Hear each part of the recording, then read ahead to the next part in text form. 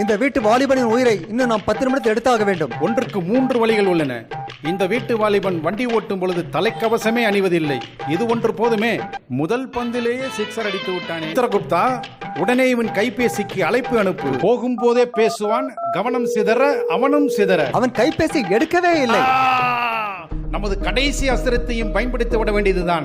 இன்று அமாவாசை நண்பகல் சாலைகளில் ஆங்காங்கே பூசணிக்காய்கள் உடைக்கப்பட்டு சிதறி கிடக்கும். அதில் சிக்கி சின்ன பின்னமாகி விடுவான். பூசணிக்காய்களையே காணவில்லையே, தப்பிவிட்டானே. நாம் நினைத்தது ஒன்று, நடந்தது வேறு. இன்று அனைத்தும் தலைகீழாக நடக்கிறது.